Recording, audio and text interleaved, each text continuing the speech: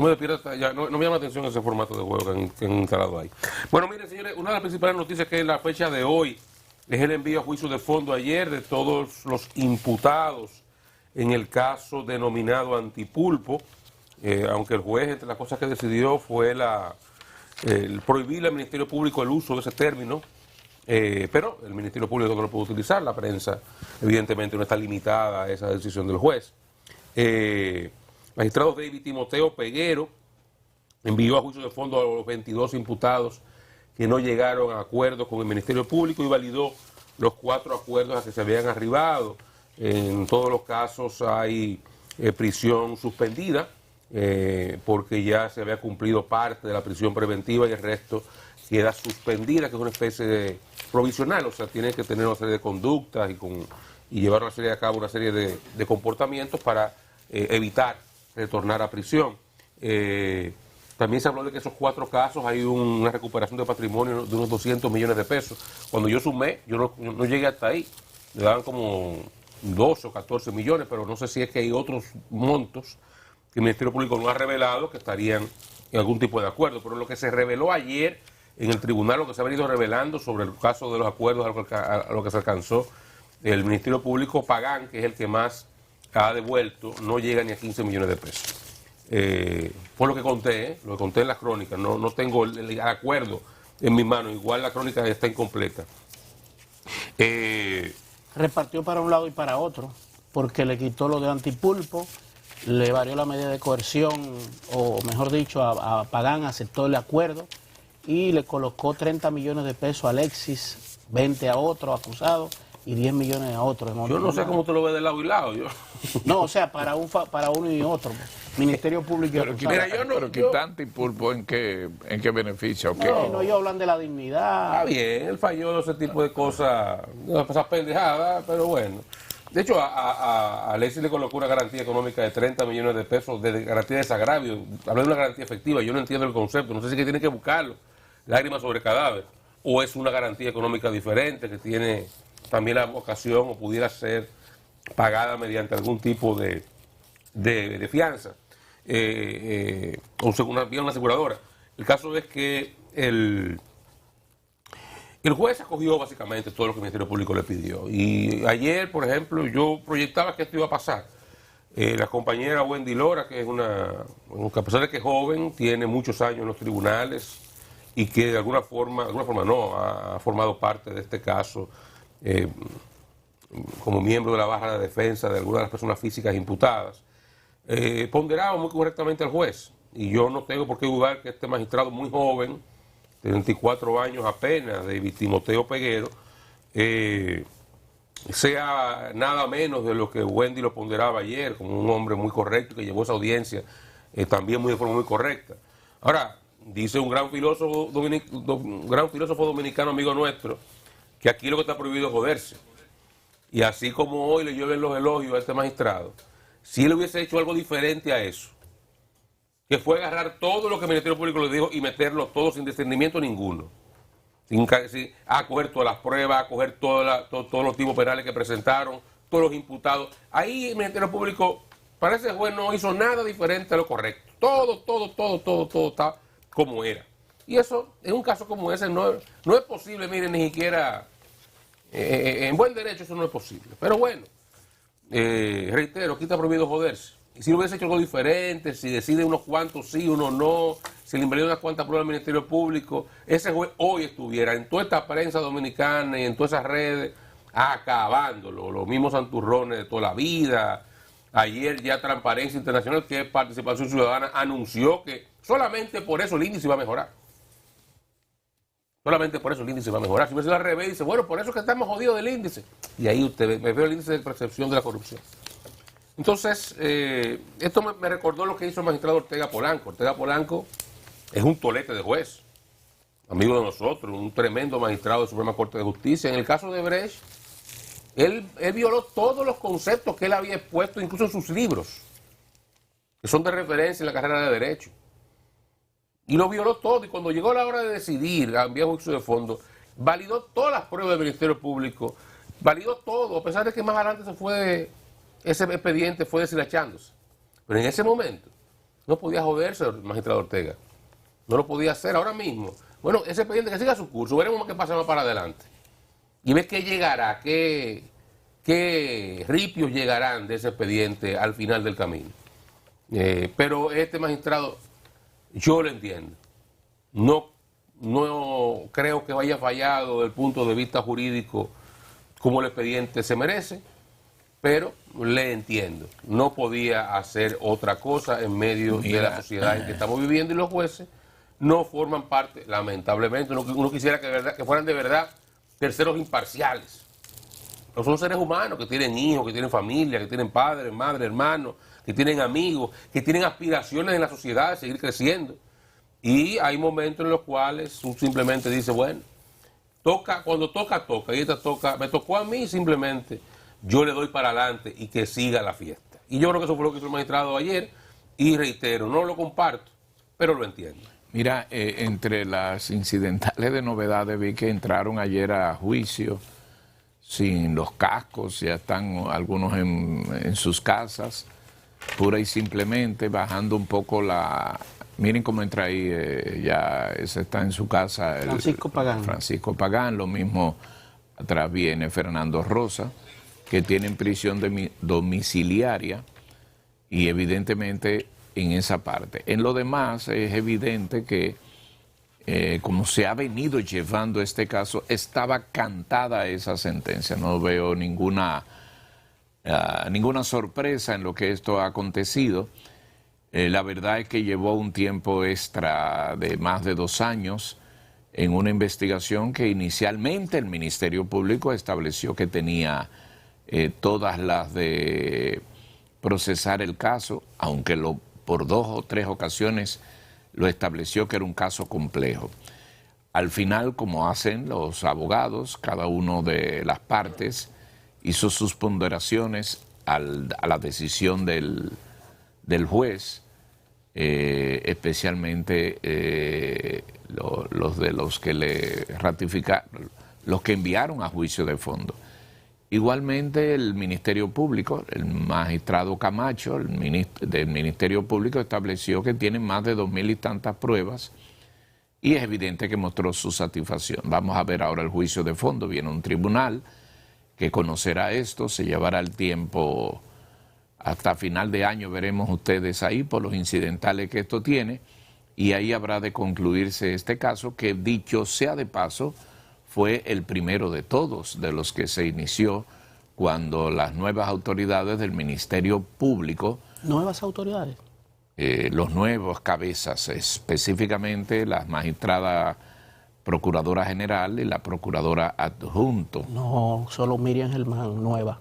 Bueno, en el cargo es nueva Jenny Berenice. Sí, pero es parte del Ministerio Público antes de... Claro, pero en esas funciones que tuvo eso... Inclusive, tengo 2 años y medio, ¿hasta dónde llega la novedad? De ellos, el primer nueva, caso que tiene. Miriam Germán. ¿Quién?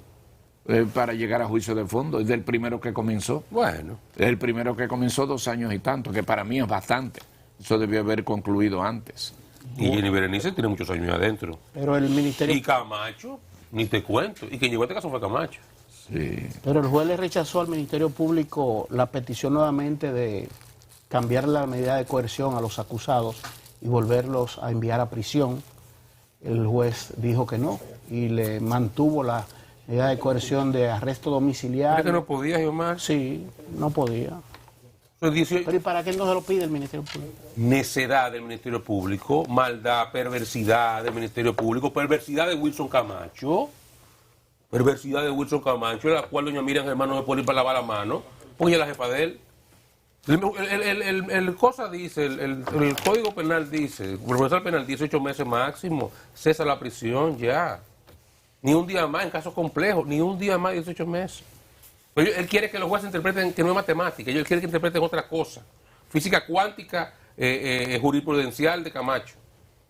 Eso es lo que está pasando ahí, por eso insisten en eso, lo que quieren es que los jueces le acomoden la jurisprudencia y las leyes vía jurisprudencia a sus pretensiones. Una barbaridad. De hecho, los jueces se extralimitan. Si usted tiene, mire, ya arresto es arresto, es privación de libertad, domiciliaria o en prisión. es que no puede, es que la prisión cesa. Lo que debería, en buen derecho, es que esa gente debería estar libertad simple. Como mucho el grillete y el impedimento de salida. Pero pon tú que ya existe, y es cierto, que no son estos tribunales ni estos casos los que están estableciendo la jurisprudencia de modificar prisión preventiva por domiciliaria, vencidos los plazos. Hay otra jurisprudencia anterior. Digamos que ya el exceso viene entonces, que una gente con prisión domiciliaria y con impedimento de salida, tú le tengas que poner un grillete también. O sea, el grillete para la gente que pueda mover. Y tú controlas el perímetro donde se mueve. No para que una gente esté en prisión domiciliaria. Sin embargo, le ponen todas las otras. Y garantía económica y cuántas cosas. Dentro de todo. Le vacían las otras, le quitan la prisión, disculpa, Geo, y le vacían todas las otras medidas de coerción existentes. Para complacer al Ministerio Público. No es por otra cosa. Es coartado por eso del Ministerio Público, porque ayer, no bien se acabó la audiencia, salió Wilson Camacho a hablar y a decir que tú eres histórico, que el Ministerio Público le expediente blindado, y tú agarras la prensa de hoy, muchísima gente, que es una gran victoria del Ministerio Público. Bueno, eso es una situación difícil para los jueces.